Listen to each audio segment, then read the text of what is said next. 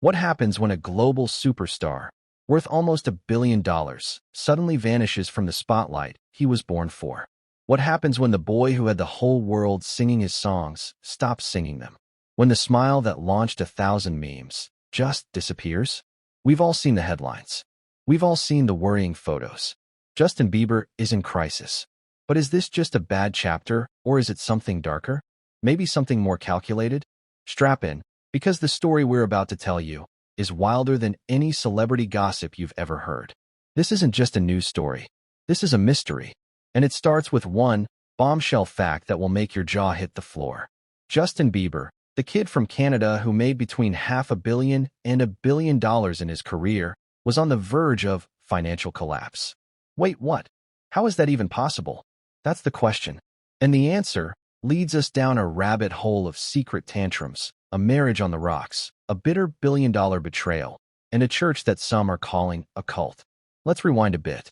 For years, Justin has been open about his struggles. And we should always take mental health seriously. He's been incredibly brave, talking about his darkest moments. His own words. That is a cry for help we cannot ignore. And people close to him say that pain, it hasn't just gone away.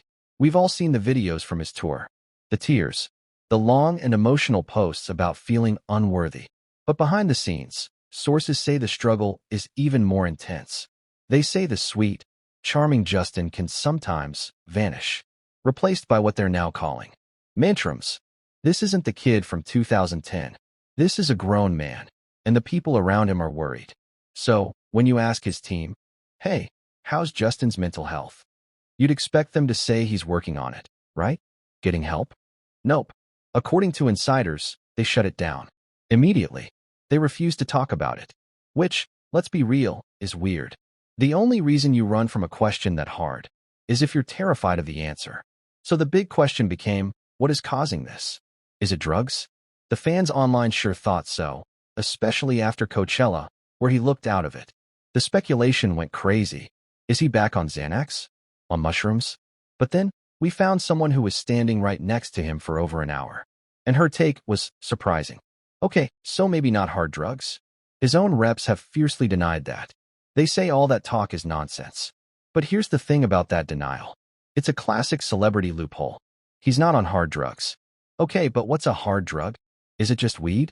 Because experts will tell you, the weed today is not the weed from your dad's day. The THC levels are through the roof, and it can have serious effects on your mental state. So the picture is fuzzy. He's struggling mentally. His team is in total lockdown mode. And then, we have to talk about the other huge piece of this puzzle. His marriage to Hailey Bieber. On the surface, their couple goals. Jelly. But according to both of them, their marriage has been anything but easy. Hailey herself said there was a point where she didn't want to do it anymore.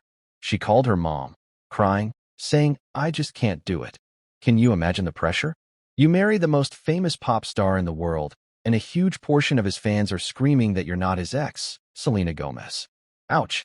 And insiders say, Selena is still a thorn in her side. That she lives, as they say, rent-free in Hailey's head. There's even talk of Hailey allegedly copying Selena's tattoos and quotes. It's like a real-life high school drama, but with billions of dollars and global fame on the line. And then, there's the money. Oh, the money. Which brings us to the part of this story that is absolutely mind-blowing. Remember that financial collapse we mentioned at the very beginning? Let's break this down. Justin Bieber made up to $1 billion. He should be set for life, right? His great-grandkids should be set for life. But the spending was insane. We're told Hailey wanted a private jet just like Kylie Jenner's. And when the money people said, maybe a smaller one, the answer was reportedly, absolutely not. It's like a real-life version of that movie Brewster's Millions. So, what do you do when you're running out of cash? You sell your most valuable asset. For a musician, that's your music catalog, the songs you wrote, the legacy. And that's exactly what Justin did. He sold the rights to all of his music for a reported $200 million. But wait, it gets messier. He also reportedly fired his longtime manager, the guy who discovered him, Braun. The two haven't spoken in months. And this is where the story gets controversial. Because when you ask, who actually wrote those iconic Bieber hits, you get two very different stories. Justin's side says, he wrote everything. It's his genius. But Scooter's side, and even some of the actual songwriters, tell a different tale. Take the song Love Yourself. You see Ed Sheeran and Benny Blanco writing it in a documentary. Justin isn't there. Despacito, Boyfriend, Sorry, all written by other people. Now, it's super common for a big star to get a writing credit, even if they just change one note. That's just the business. But Scooter's camp claims Justin's aggressive ownership of these credits is the only reason he was able to get that $200 million deal in the first place. They say, without Scooter fighting for those credits years ago, Justin would have nothing to sell today. So, is Scooter the villain who screwed Justin over? Or is he the mastermind who built the entire empire, only to be thrown under the bus? It's $1 billion, he said. And at the center of it all is a deeply troubled, incredibly wealthy young man who seems lost. But why is he so lost? Why is he ghosting friends? Why the drastic changes? That leads us to the final and most shocking piece of this puzzle. The theory that explains everything. Friends and business associates he's ghosted, they all point to one thing. They say it's because his church has a grip on him. Cut to the chase. They are saying this is a cult. A cult. It's the ultimate celebrity nightmare. But the church, of course, denies it. Their defense? Okay, meeting once a month does not sound very cult-y. But the question remains, is a powerful group isolating Justin Bieber? Influencing his marriage? His finances? His entire life? We may not have all the answers yet. But the pieces are all on the board. The mental health crisis. The rocky marriage. The financial freefall. The bitter split with his manager. And now, the cult allegations. The story of Justin Bieber is still being written.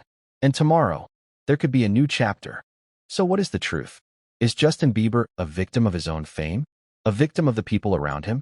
Or is he a man on a painful, but personal, journey to find himself? We don't know. But this story is moving at lightning speed. And I'll tell you this, something big is coming. Another shoe is about to drop. You do not want to miss what happens next. If you want the second chapter of this mystery the second it breaks, you know what to do. Smash that subscribe button and hit the notification bell.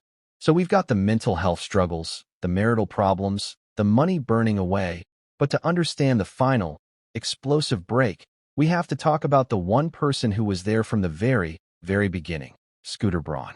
The guy who discovered a 13-year-old kid on YouTube and turned him into a global phenomenon.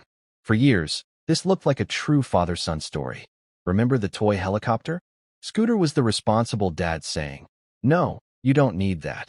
It was sweet. It was protective. But now, Justin's looking back on all of it with a completely different set of eyes. He feels bamboozled. Fleeced. The word he uses is bamboozled. But how? What specifically did Scooter do? The answer, it seems, lies in one of the biggest disasters of Justin's career, the Justice World Tour. The tour kicks off in 2022. It's a mess from the start. Justin gets COVID. He's breaking down on stage crying. And then he reveals he has Ramsay Hunt syndrome, a serious condition that paralyzed part of his face. He cancels the tour. 49 shows done, 81 shows left. He just pulls the plug. Now, here's where it gets messy. When you cancel a tour, you have to give the money back. The concert promoters, AEG, had given Justin a $40 million advance. They wanted $24 million of it back, and Justin didn't have it. So Scooter's company steps in and says, "We'll cover this $24 million debt for you, Justin. You can just pay us back over 10 years. Sounds like a lifesaver, right? A friend helping a friend? Justin makes one payment and then stops. Why? Because a new voice entered the picture. Justin's new business manager started digging and allegedly whispered in his ear, Scooter was overpaid. He took too much in commissions. He screwed you. So, Justin essentially tells Scooter, "I'm not paying you back because you owe me money." This leads to a war of the audits. Scooter does an internal audit. It says Justin owes him $1 million. Justin's team says, "Yeah, right, your own company? Of course you'd say that." So, they demand an independent audit. They bring in the big guns, PricewaterhouseCoopers, the same people who handle the Oscars. You can't get more legit than that. This independent, neutral, super respectable firm spends 6 months going over every single number. And what do they find? Justin Bieber does not owe Scooter Braun $1 million. He owes him over $8 million. Almost $9 million. The independent audit Justin asked for completely backfired. So, if the numbers are so clear, why does Justin feel so betrayed? Who is telling him he's the victim? The answer to that question leads us to the most controversial and, frankly, the creepiest part of this entire story. There is a common thread in Justin's life. He always seems to have a powerful, older male figure he latches onto. A guru. For years, it was Scooter. Now it's Pastor Judah Smith. And people in Justin's old life, the friends he's ghosted, the business partners he's cut off, they are all pointing the finger at Judah and his church. They are saying, point blank, this is a cult. Now the church laughs this off. If we're a cult, we're the worst cult in histories of all cults. We meet once a month, guys. Once a month doesn't sound so bad, right? But former members tell a very different story. We spoke to a woman who actually sued the church, and her claims are chilling. She says the church demanded 10% of her gross income. It was non-negotiable. She says she saw people get fired for not paying up. Let me say that again. People allegedly lost their jobs for not giving the church enough money. She says, and I quote, "I think the church is a cult." Absolutely. So, how does this connect to Justin? Well, suddenly, this pastor, Judah Smith, isn't just giving spiritual advice. He's on the board of directors for Justin's clothing line, Drew House. Why is a pastor on the board of a multi-million-dollar company? And the stories get weirder.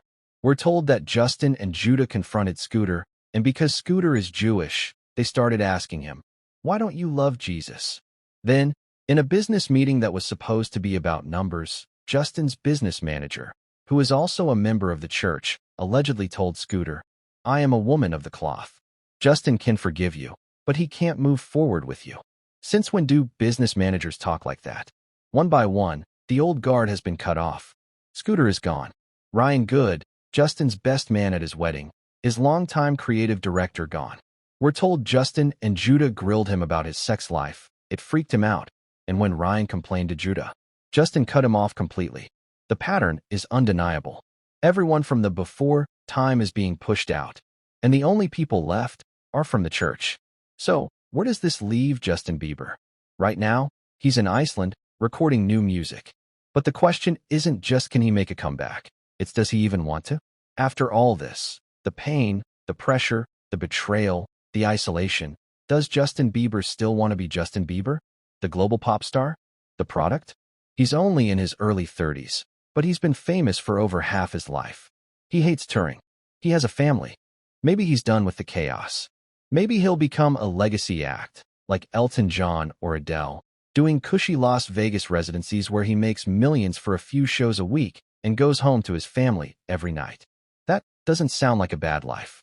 But is that his choice? Or is it a choice being made for him? The story of Justin Bieber is no longer just about a troubled star.